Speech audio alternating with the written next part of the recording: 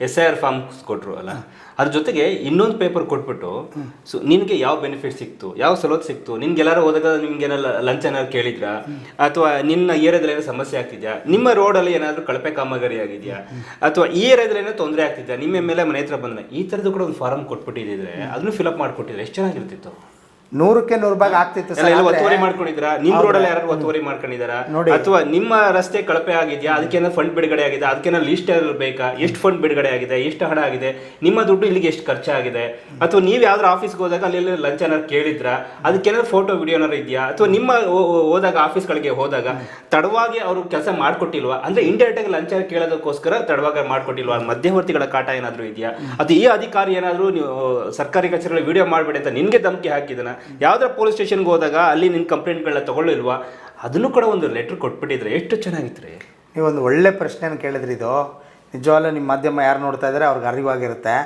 ನನ್ನ ಸ್ವಂತ ಅನುಭವದಲ್ಲಿ ಹೇಳ್ತೀನಿ, ಜನ ಯಾವ ಮಟ್ಟಕ್ಕಾಗಿದ್ದಾರೆ ಅಂದರೆ, ಮಾತಾಡೋನು ಅವ್ನು ನಿಷ್ಠರಾಗಲೇಬೇಕಿದ್ರೆ ನಾವು ನಿಷ್ಠರಾಗಬಾರ್ದು. ನಾವು ಯಾವುದೇ ಕಾರಣಕ್ಕೂ ಎಲ್ಲೂ ಸೈನ್ ಹಾಕ್ಕೊಡ್ಬಾರ್ದು. ನಾಳೆ ದಿನ ನಮ್ಮ ಡೋರ್ ನಂಬರ್ ಬಂದ್ಬಿಡುತ್ತೆ, ನಮ್ಮ ಫೋನ್ ನಂಬರ್ ಬಂದ್ಬಿಡುತ್ತೆ, ಇಂಥವ್ರು ಕಂಪ್ಲೇಂಟ್ ಮಾಡಿದ್ದಾರೆ ಅಂತ ಕಾರ್ಪೊರೇಟರ್ಗೋ MLAಗೋ MP ಗೋ ಯಾರೋ ಅಧಿಕಾರಿಗಳು ನಾಳೆ ದಿನ ನಮ್ಮನ್ನು ಟಾರ್ಗೆಟ್ ಮಾಡಿಬಿಡ್ತಾರೆ ಅನ್ನೋ ಬೈದಲೇ ಬದುಕ್ತಾ ಇದ್ದಾರೆ. ಈಗ ಉದಾಹರಣೆ, ನಾವೇ ಎಲ್ಲೋ ರಸ್ತೆ ಅಗದ್ಬಿಟ್ಟಿದ್ದಾರೆ, ಅದರಿಂದ ಸುಮ್ಮನೆ ಅವೈಜ್ಞಾನಿಕವಾಗಿ ಕಾಮಗಾರಿ ನಡೀತಾ ಇದೆ, ಬನ್ನಿ ಮಾತಾಡೋಣ ಅಂತ ಅವರೇ ನಮಗೆ ಹೇಳಿರ್ತಾರೆ, ಸರ್ ಬನ್ನಿ ಮಾತಾಡಬೇಕು, ನೀವು ಧ್ವನಿ ಎತ್ತಬೇಕು ಅಂತ. ಬನ್ನಿ ನಾವು ಒಂದು 4 ಜನ ನಿಂತ್ಕೊಂಡು ಧ್ವನಿ ಎತ್ತನ ಬನ್ನಿ ಅಂತ ಅಂದಾಗ, ಸರ್ ನೀವು ಮಾತಾಡಿ ಸರ್, ಸಾಕು ಬರಲ್ಲ, ನಾವು ಬೇಡ ಸರ್, ಪ್ರಾಬ್ಲಮ್ ಆಗ್ಬಿಡುತ್ತೆ ಸರ್, ನಿಮ್ಗೆ ಆದರೆ ಎದುರಿಸ್ತೀರ, ಆಗ್ಬಿಡುತ್ತೆ ಸರ್, ನೀವು ಕೇಳಿ ಸರ್, ನೀವು ಮಾತಾಡಿ ಸರ್ ಅಂತಾರೆ. ಅಲ್ಲ, ನಾನು ಹೇಳೋದು, ನೀವೆಲ್ಲ ಮುಂದೆ ಬರಲಿಲ್ಲ ಅಂತಂದರೆ ಇದೇ ಥರ ಭ್ರಷ್ಟಾಚಾರಿಗಳು ಜಾಸ್ತಿ ಆಗ್ತಾರೆ, ಇದೇ ಥರ ಅವ್ರು ಹೆಂಗೆ ಬೇಕು ಹಂಗೆ ನಡ್ಕೋತಾ ಇರ್ತಾರೆ, ಹೆಂಗೆ ಬೇಕು ಅವ್ರು ನೋಡ್ತಾ ಇರ್ತಾರೆ. ಆದರೆ ಪ್ರಾಬ್ಲಮ್ನ ನಮ್ಮ ಜೊತೆಗೆ ಬೇರೆಯವರು ಕೂಡ ಅನುಭವಿಸ್ತಾ ಇರ್ತಾರೆ. ಹಂಗಾಗಿ ಪ್ರತಿಯೊಬ್ಬರು ವಾಯ್ಸ್ ರೈಸ್ ಮಾಡಬೇಕು. ನಾವು ಒಬ್ಬರೇ ಮಾತಾಡೋದಲ್ಲ, ಪ್ರತಿಯೊಬ್ಬರು ಮಾತಾಡಬೇಕು. ಮಾತಾಡ್ದಾಗ್ಲೇ ನ್ಯಾಯ ಸಿಗೋಂಥದಕ್ಕೆ ಸಾಧ್ಯ. ನಮ್ಮ ಕುಟುಂಬಕ್ಕೂ ನ್ಯಾಯ ಸಿಗುತ್ತೆ. ಹೌದು, ಇವಾಗ ಪ್ರಶ್ನೆ ಮಾಡಿದ್ರೆ ಕೆಲಸಗಳಾಗ್ತಾ ಇದೆ.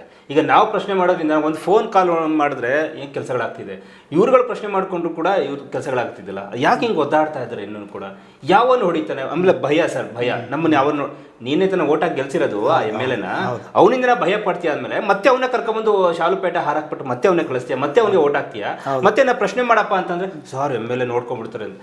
ಒಂದ್ಸಲ ಗೆಲ್ಸಿ ಅವನ್ನ ಬಲಿಷ್ಠ ಮಾಡಿಟ್ಟಿದ್ಯಾ, 106 ಕೋಟಿ ದುಡ್ಡು ಮಾಡಿದ್ರೆ ಮತ್ತೆ ಅವನಿಗೆ ಓಟ್ ಹಾಕ್ತೀಯ. ನೀನು ಯಾವಾಗ ಪ್ರಶ್ನೆ ಮಾಡೋದು ಯಾವಾಗ? ನಿಮ್ಮ ಅಪ್ಪನಿಗೆ ಅವಮಾನ ಆದ್ರೂ ಕೂಡ ನೋಡ್ಕೊಂಡು ಸುಮ್ಮನಿರೋ, ಕುಯ್ಯೋ ರಕ್ತ ಇಲ್ಲ ನಿನ್ಗೆ ಅಂದ್ರೆ ನೀನ್ ಯಾವ ಸೀಮೆ ಹೋರಾಟ ಮಾಡ್ತೀಯ ನೀನು? ನಮ್ ಜೊತೆ ಕೈಗೊಳಿಸೋನು ಅದ್ರ ಕೊಡ್ಸಲ್ಲ, ಇಂಡೈರೆಕ್ಟ್ ಆಗಿ ಬಾ ಅಂದ್ರೆ ಇಂಡೈರೆಕ್ಟ್ ಆಗಿ ಕೂಡ ಬರಲ್ಲ. ಭ್ರಷ್ಟಾಚಾರಿಗಳು ಜಾಸ್ತಿ ಆಗಿರ್ತಾರೆ, ಭ್ರಷ್ಟಾಚಾರದಿಂದ ಅಲ್ಲ, ಭ್ರಷ್ಟಾಚಾರ ನೋಡ್ಕೊಂಡು ಸುಮ್ಮನಿರೋರಿಂದ. ಈಗ ನೀವು ಒಳ್ಳೆ ಮಾತಾಡಿದ್ರಿ, ನಮ್ಮಟ್ಟು ಕೈ ಜೋಡಿಸಿ ಅಂತ ನೀವು ಹೇಳಿದ್ರಿ. ಒಂದ್ ಸಮಸ್ಯೆನ ನೀವು ದಿನೇಶ್ ಅವ್ರು ನೀವು ಮಾತಾಡಿದೆ, ಎಷ್ಟೋ ಫೇಸ್ಬುಕ್ ನೋಡ್ತಾ ಇದ್ದೆ, ಸಮಸ್ಯೆಗಳ ಬಗ್ಗೆ ನೀವು ದನಿತಿರ್ತೀವಿ. ಅದಕ್ಕೆ ಒಂದು 4 ಥರದ್ದು ಸಬಬ್ ಕೊಡಕ್ಕೆ ಒಂದಷ್ಟು ಜನ ಇರ್ತಾರೆ. ಹೌದು, ಸತ್ಯ 4 ಥರದ್ದು ಹೇಳ್ತಾರೆ, ಬಟ್ ಅಲ್ಲಿ ಸತ್ಯ ಅಂತ ಮುಚ್ಚ. ಅಧಿಕಾರಿಗಳಲ್ಲಿ ಎಲ್ಲರೂ ಭ್ರಷ್ಟರಲ್ಲ, 90% ಒಳ್ಳೆಯವರಿದ್ರೆ 10% ಭ್ರಷ್ಟರಿರ್ತಾರೆ. ಈ 90 ಭಾಗನೂ ಕೂಡ ಯಾಕೆ ಏನು ನೋಡದೇ ರೀತಿ ಇದ್ದಾರೆ, ಯಾಕೆ ತಾವು ಅವರು ಭ್ರಷ್ಟರಾಗಿದ್ದಾರೆ ಅಂದರೆ, 100% ಭ್ರಷ್ಟರಾಗಿದ್ದಾರೆ ಅಂತ ಕಾರಣ ಏನು ಅಂದರೆ, 10% ಭ್ರಷ್ಟ ಇರೋರು ಈ 90% ಒಳ್ಳೆಯವರು ಇರ್ತಾರಲ್ಲ ಅವ್ರ ಜೊತೆ ಸರ್ ಅವರು ಆಗ್ಬಿಡ್ತಾರೆ. ಕಾರಣ ಏನಪ್ಪ ಅಂದರೆ, ತಮ್ಮ ಮಕ್ಳುಗಳನ್ನ, ತಮ್ಮ ಫ್ಯಾಮಿಲಿನ, ಮನೇನ ಎಲ್ಲ ಸ್ವಂತ ಇಲ್ಲಿ ಮಾಡ್ಕೊಂಬಿಟ್ಟಿರ್ತಾರೆ. ಅವ್ರನ್ನ ಎಲ್ಲೋ ಒಂದು ಕಡೆ ಟ್ರಾನ್ಸ್ಫರ್ ಮಾಡ್ತಾರೆ. ಟ್ರಾನ್ಸ್ಫರ್ ಮಾಡಿದಂಥ ಸಂದರ್ಭದಲ್ಲಿ ಬೇರೆ ಕಡೆ ಹೋಗಬೇಕು, ತಾವು ಇಲ್ಲೇ ಉಳಿಬೇಕಲ್ಲಪ್ಪ ಅಂತ ಹೇಳ್ಬಿಟ್ಟು ಯಾರು ರಾಜಕಾರಣಿಗಳಿರ್ತಾರೆ ಅವ್ರನ್ನ ಹೋಗಿ ರಿಕ್ವೆಸ್ಟ್ ಮಾಡ್ತಾರೆ. ಆ ರಾಜಕಾರಣಿ ಏನು ಮಾಡ್ತಾನೆ, 10 ಲಕ್ಷ ಕೊಡು, 20 ಲಕ್ಷ ಕೊಡು, 30 ಲಕ್ಷ ಕೊಡು ಅಂತಾನೆ. ಅದನ್ನು ಕೊಡಲಿಲ್ಲ ಅಂದರೆ ಅವ್ರು ಟ್ರಾನ್ಸ್ಫರ್ ಆಯ್ತಾರೆ. ಏನೂ ಮಾಡೋಕ್ಕಾಗಲ್ವಲ್ಲ, ವಿಧಿ ಇಲ್ಲ ಅಂತ ಹೇಳ್ಬಿಟ್ಟು ಅವನದನ್ನು ಎಲ್ಲೋ ಸಾಲ ಮಾಡಿ ತಗೊಬಂದು ಕೊಟ್ಬಿಡ್ತಾನೆ. ಕೊಟ್ಬಿಟ್ಟು ಅಲ್ಲಿ ಉಳ್ಕೊತಾನೆ. ಇದಕ್ಕೆ ಬಡ್ಡಿ ಕಟ್ಟೋದು ಮತ್ತು ಸಾಲ ತೀರ್ಸೋದಕ್ಕೆ ಏನು ಮಾಡ್ತಾನೆ, ನಮ್ಮಂಥ ಸಾರ್ವಜನಿಕರ ಹತ್ರ, ನಮ್ಮಂಥವ್ರ ಹತ್ರ ಭ್ರಷ್ಟತನ ಅವ್ರು ಮಾಡಲೇಬೇಕು, ವಿಧಿ ಇಲ್ಲ, ದುಡ್ಡು ಕೀಳಲೇಬೇಕು. ಎಲ್ಲರೂ ಹಳ್ಳ ಹೊಡೆದ್ರೆ ಅದಕ್ಕೂ ದುಡ್ಡು ಕೊಡು, ಬಿಲ್ಡಿಂಗ್ ಕಟ್ಟಿದ್ರೆ ದುಡ್ಡು ಕೊಡು, ಮನೆ ಕಟ್ತಾವನು ದುಡ್ಡು ಕೊಡು, ಅವ್ನು ಬಡವನ ಶ್ರೀಮಂತನ ಏನೂ ನೋಡಲ್ಲ, ಅವನ ಹತ್ರ ದುಡ್ಡು ಕಿತ್ತಿ ಈ ರಾಜಕಾರಣಿಗಳು ಕೊಡುವಂಥ ಕೆಲಸ ಮಾಡ್ತಾರೆ. ಫಸ್ಟು ರಾಜಕಾರಣಿಗಳು ದುಡ್ಡು ತಗೊಳ್ಳೋದನ್ನ ನಿಲ್ಲಿಸ್ಲಿ, ಟ್ರಾನ್ಸ್ಫರ್ಗೆ ದುಡ್ಡು ತಗೊಳ್ಳೋದನ್ನ ನಿಲ್ಲಿಸ್ತಾರೆ ರಾಜಕಾರಣಿಗಳು. ಟ್ರಾನ್ಸ್ಫರ್ಗೆ ದುಡ್ಡು ತಗೊಳ್ಳೋದನ್ನ ನಿಲ್ಲಿಸಿದ್ರೆ ಆಟೋಮೆಟಿಕ್ಕಾಗಿ ಅಧಿಕಾರಿಗಳು ಕೂಡ ಯಾವುದೇ ರೀತಿಯ ಕಾಸಿಸ್ಕೊಳ್ಳದೆ ಮಾಡ್ತಾರೆ. ಆವಾಗ ನಾವು ಅವ್ರ ಮೇಲೆ ಆ್ಯಕ್ಷನ್ ತಗೋಬೋದು, ಅವ್ರಿಗೂ ಮಾತಾಡ್ಬೋದು. ಇವರೇ ದುಡ್ಡು ಕಿತ್ಕೊತಾದ್ಮೇಲೆ ರಾಜಕಾರಣಿಗಳು, ಈ ಅಧಿಕಾರಿಗಳು ಏನು ಮಾಡ್ತಾರೆ, ಸರ್ ಅಲ್ಲಿ ಉಳ್ಕೊಳ್ಳೋದಕ್ಕೆ ವಿಧಿ ಇಲ್ಲ, ಅವರು ಭ್ರಷ್ಟತನ ಮಾಡಲೇಬೇಕು, ಕಿತ್ಕೊಂಡು ಅವನು ಕೊಟ್ರೆ ಅವರು ಅಲ್ಲಿ ಉಳ್ಕೊಳಕ್ಕಾಗೋದು. ಅದಕ್ಕೋಸ್ಕರನೇ ಈ ಥರದ್ದೆಲ್ಲ ವ್ಯತ್ಯಾಸ ನಡೀತಾ ಇದೆ. ಮುಂದಿನ ದಿನಗಳಲ್ಲಾದ್ರೂ ಒಳ್ಳೆಯವ್ರನ್ನ ಆಯ್ಕೆ ಮಾಡಿದಾಗ ನಿಮ್ಮ ಹತ್ರ ಅಧಿಕಾರಿಗಳನ್ನೂ ಸೇರಿದಂಗೆ ನೀವು ಮತದಾರರಿರ್ತೀರಿ, ನೀವೊಂದಷ್ಟು ಜನ ಕೇಳಿ ಇಂಥವ್ರನ್ನ ಆಯ್ಕೆ ಮಾಡಿ ಎಲ್ಲರಿಗೂ ಒಳ್ಳೇದಾಗುತ್ತೆ ಅಂತ. ಆವಾಗ ಒಳ್ಳೆ ವ್ಯಕ್ತಿ ಬಂದರೆ ನಿಮ್ಮ ಹತ್ರ ಯಾರು ದುಡ್ಡು ಇಸ್ಕೊಳ್ಳಲ್ಲ, ಯಾವ ಟ್ರಾನ್ಸ್ಫರ್ಗೆ ದಂಧೆ ನಡೆಯಲ್ಲ, ಆ ಥರದ್ದು ನಡೀಲಿಲ್ಲ ಅಂದಾಗ ನೀವು ಯಾವುದು ಕೈ ಒಡ್ಡಂಗಿರಲ್ಲ. ಈ 10% ಜನ ಯಾರು ಏನಾರು ಮಾಡಲಿ ನಾನು ದುಡ್ಡು ಇಸ್ಕೊತೀನಿ ಅಂದರೆ ಅವ್ರನ್ನ ಜೈಲಿಗೆ ಕಳಿಸುವಂಥ ಕೆಲಸನ ಅದೇ ರಾಜಕಾರಣಿ ಮಾಡ್ತಾನೆ, ಅವನೇ ಕೇಸ್ ಹಾಕಿಸ್ತಾನೆ. ಇವೆಲ್ಲವೂ ಆಗಬೇಕು ಅಂದರೆ ಒಳ್ಳೆಯವ್ರು ಆಯ್ಕೆ ಆಗಬೇಕು. ಆದರೆ ಜನಕ್ಕೆ ಒಂದು ನನಗೆ ಅರ್ಥ ಆಯ್ತಲ್ಲ, 5 ವರ್ಷಗಳ ಕಾಲ ಸರ್ ಅವ್ನ ಕಷ್ಟ ಏನೇನೆಲ್ಲ ಟಾರ್ಚರ್ ಕೊಟ್ಟಿರ್ತಾರೆ, UGD ನೀರಿರಲ್ಲ, ಇದಿರಲ್ಲ, ಎಲ್ಲ ಇರಲ್ಲ, ಅನುಭವಿಸ್ತಾರೆ, ಬಾಯಿ ಬಂದಿರ್ತಾರೆ, ಕೇಳ್ತಾನೆ, ಎಲ್ಲ ಕೋಪದಲ್ಲಿ ಇರ್ತದೆ.